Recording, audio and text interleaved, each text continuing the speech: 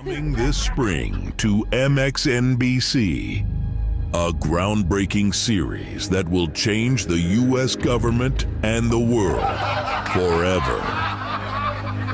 Elon Musk and Vivek Ramaswamy, under the direction of former star of The Apprentice, Donald Trump, will challenge 3 million contestants to carry their load or hit the road. That's right. We'll be asking every government employee to prove their value. Hi, how are you? I'm fine. Just like in a good old-fashioned meritocracy. Welcome, everybody. Thanks for coming in. What would you say it is that you do around here? I mean, a lot of days I really do stuff. It's just there's not that much going on today. I helped Tanner and Blaze replace those heavy 5-gallon water containers. Tune in each week as Elon and Vivek measure every federal employee's value and efficiency. And time. So your study on how cocaine enhances the sex drive of Japanese quail, what's that worth to the American taxpayer? I think it's priceless. And get ready for the savings as those that don't make the cut get shown the door. The president wants to tell you something. Firstly, thank you for coming in today. And second, you're fired. The Emmy Award-watching viewers of Deadwood and Idiocracy present Doge Days, the purge of the U.S. government. There is a whole forest of dead wood out there. We got to get chopping, buddy.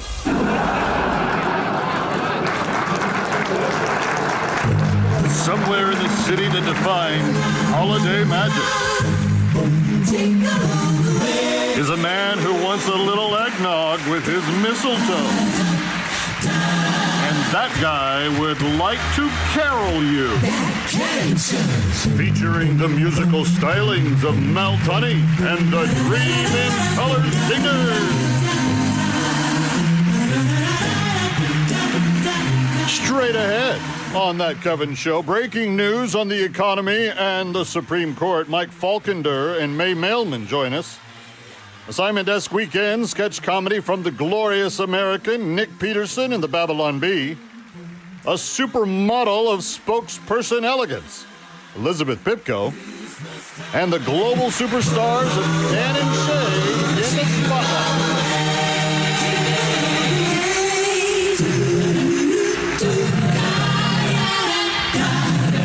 And now, from Times Square, a man who has just received the latest presidential pardon from Joe Biden. Here's Dan Kevin. I think, Dave, that you're fibbing again about my exploits. I've not received any pardon preemptively or by necessity from Joe Biden. I don't even know. I mean, if he could pardon a traffic ticket, maybe that's the most I'd have need of him for, but that's about it. I don't know why you say this stuff. Anyway, and who took my cup? My mug is gone. I don't have either my white cup with the beautiful black and red lettering on it, nor my black cup with the beautiful white and red lettering on it, because someone moved it. It was on my desk before we went to air. I don't know who did it, but it's gone. And I'm not pleased about it. I'm blaming Dave. Dave, maybe you need a pardon from Joe Biden. Go check that out. Hey, welcome to the weekend. Glad to have you with us. What a show we've got for you tonight. Did you enjoy the glorious American cold open there? I think we've got a new comedy troupe that's going to be rotated into the mix. They're doing some really funny stuff.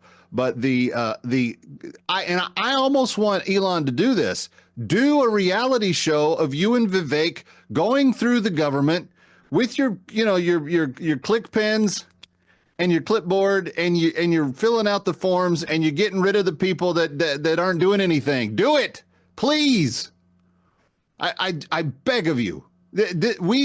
Friends, I'm so excited about what we're going to get into in January, because we're just going to be. You ever have that one room in the house that you just leave all the crap in? It's just a room full of crap, not literal crap, just figuratively. You've just got all the junk in there that you don't put anywhere else. And then there's that one time in like a decade where after your bride has told you she's basically going to beat you over the head with a drum if you don't get in there and get it done, and you go in there and you clean it out, and when it's all done, you're like, wow, there's a room in here again. Imagine that feeling 365 days of the year with our government. Imagine a clean, clutter-free, excruciatingly efficient government that is working the way it's supposed to. Because you know what happens when you clean out the room of all the junk? Then that room actually becomes a useful room again, and you can turn it into an office or a nursery or a guest bedroom or whatever you've got in there. But getting it cleaned up is key to making that happen. That's what Vivek and Elon are going to do for the whole of government. I'm so excited, friends. I cannot tell you how excited I am. I also can't express to you my very, very grave concern tonight.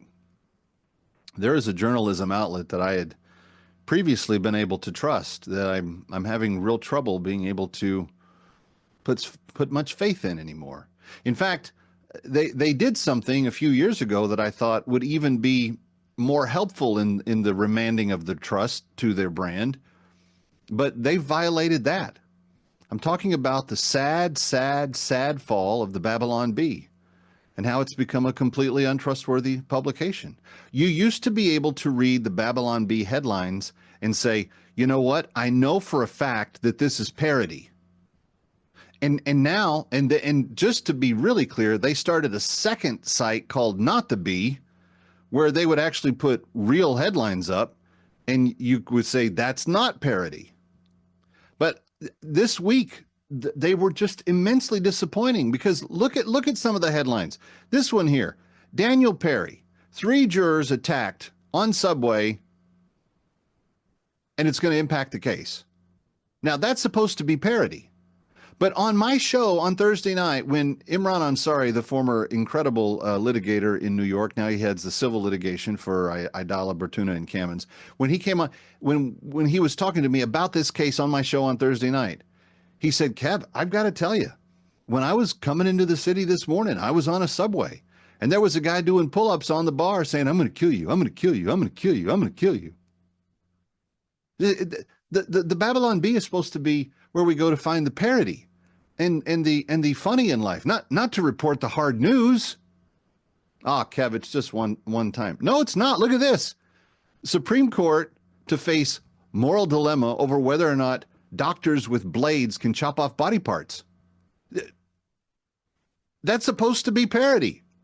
And yet, at the Supreme Court, and we got May Mailman coming on tonight to talk about it, they're actually arguing over whether or not this is morally right or wrong. It's supposed to be parody, but they're ruining their brand, and they're losing the faith and trust of their audience to be funny and not true. There's too much truth in it. And even though they started Not the Bee, that's supposed to be the place where you can reliably get the true stuff, they're starting to put the true stuff into the Babylon Bee. You talk about a letdown in journalism. I mean, you know, we've all seen how the mainline journalists have just gone from telling anything remotely resembling truth to just whatever they flat out want to make up. But if the Babylon Bee insists on going away from telling the lies and being funny about it and calling it parody, and they start putting actual truth on their headline, I don't know what the world's coming to. What can we possibly do if the Babylon Bee doesn't give me parody? I depend on that parody. It is my saving grace to open the Babylon Bee and go, here's the funny stuff. It's not true. Thank goodness. No, they should just, if this is the way they're gonna be about it, they should just board up the Not the Bee and just tell us flat out. Just tell us. Lord knows the other side won't tell us that they're telling us lies flat out. If the Babylon Bee insists upon telling us truth, they should just come out and say it. By the way, I don't know if this one's true or not, but there are more pardons coming down. And this one's kind of scary in terms of the specific. Applebee's? Between this time and this time? What's that all about? Anyway, we'll get into the pardons. We got some of that coming up. We've got an incredible show for you tonight, friends. I hope you stick around because it's going to be the best. We've got a brand new sketch comedian with us tonight too, Nick Peterson. You do not want to miss his stuff, and it's coming up. I'm just telling you in advance. And then we got Dan and Shay, the most heralded and the most awarded artists in country music over the last several years, and they've never been on the New Music Spotlight. They've made the holiday spotlight. So that's straight ahead. Anyway, by the way, we are running out of time. I want to say thank you for those of you that have stepped up and helped us reach now 188 former slaves and gotten them home. But there are 20 slaves that we have not gotten home yet. CSI is helping us do this by bringing them home this Christmas and giving them their freedom and their life. A brand new life can be started for $250. It gives them everything they need to start that life. Will you call 888-342-1010, 888-342-1010, and help liberate one of the 20 slaves that remain? We need your help. You can also go to bringherhome.org to do it, bringherhome.org. Stick around. Dan and Shay, Elizabeth Pipko, sketch comedy. It's That Kevin Show. That Kevin Show.